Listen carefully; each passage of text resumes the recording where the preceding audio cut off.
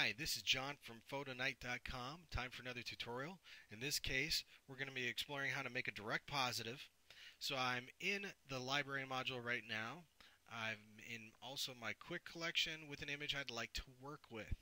Okay, so to get things started, I want to switch over into the development module. To do that, it's Control-Alt-2. Always use your shortcuts whenever possible, right?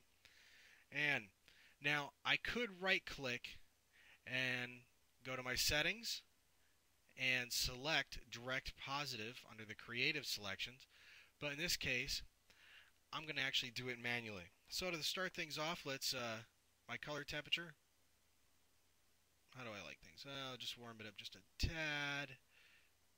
As you can tell, you slide back and forth until you get something that you're comfortable with. Alright, so I adjusted my temperature and tint. Now I'm going to go for some exposure. With direct positive, I'm going to tweak it up a good bit. Alright, of course, I want to adjust my recovery. Give it a good amount there.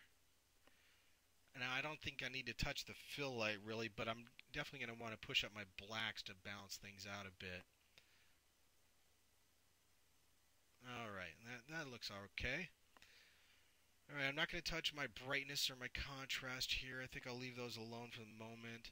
And I'm going to jump now down into my tone curve. And I'm going to push up my highlight substantially. That looks appropriate. And I'm also going to push up the direct positive, will also push up my lights even more. Alright, so the top of my S-curve has been adjusted. Now I'm going to go down and I'm going to hit the blacks.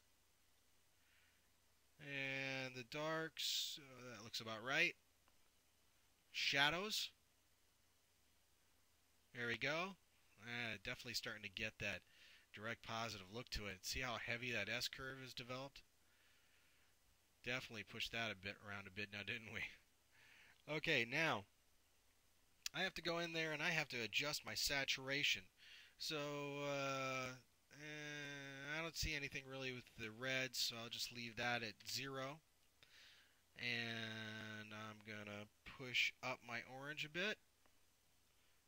Let's drag up the yellow also.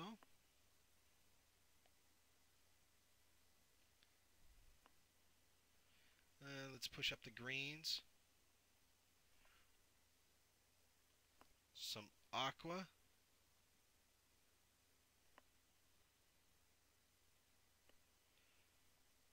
And I'll distribute the blue.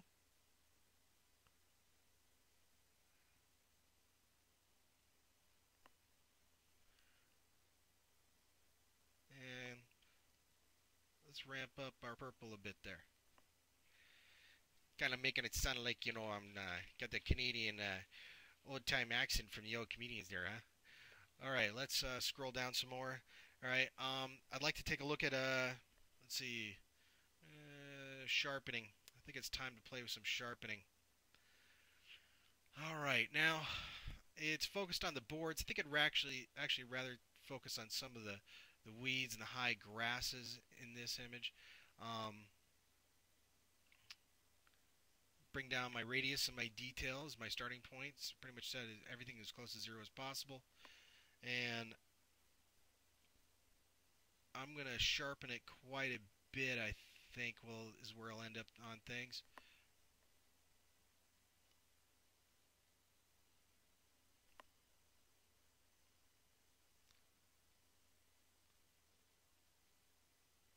That's good. As usual, as you probably know, almost every image needs some degree of sharpening. I don't see many continuous tones that I can really work with here on noise reduction. My D200 does really well at not adding in a lot of reduction. So I'm just going to keep going down, not really worried about chromatic aberration here either. Now, I would like to get into some vignette, but I think at this point, now I'm going to actually want to crop. Sometimes I actually wait to do the crop until I've got the colors that I want popping out, just like is in this direct positive. So let's hit the R key. And I'm going to crop down, crop down. I don't want to get rid of that tree right there. So I'm just going to stop it here. And I could rotate the image. That looks fine. We'll go with that right there. Click again, double click inside the area. I have my final image that I want for after my crop. And let's give it some vignette. Now, just about everybody likes to do a bit of vignette, so I'm going to darken the edges. I don't think actually lightening the edges there, that doesn't look right unless I was doing something artistic in mind in particular. But as a general rule, just like everybody else, I like to darken the corners to put some focus to the center. You know, we can talk about here this being somebody's life path as they head off into the woods and the challenges they face. If you want to be artistic and throw something out that to your fans, be my guest. And now I'm going to tweak up the midpoint a bit. And I'm going to go with, let's see, on the roundness, I'm going to take a little bit of the rounding off, just a little. And let's do some feathering. Let's see what the feathering looks like. Darkening the center too much. Whoa, that looks really cheesy. Like some kind of old submarine movie from back in the day. That looks good for the feathering. That's pretty nice.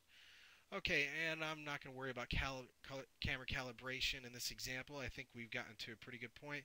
So let's blow her up. Shift Tab to get rid of my panels. T to drop my toolbar. And L to dim. L again. Dark. Oh, sorry. I'm bringing up my panels and trying to move the mouse out of position. And that looks really nice, actually. Maybe some more detail. You know, I could Photoshop something in the sky. Maybe do something in the adjustment brush. But I think for right now, that's good. So, this is John from photonight.com. I hope you enjoyed this example, this tutorial of how to make a direct positive. Throwing in the saturation, playing with the exposure.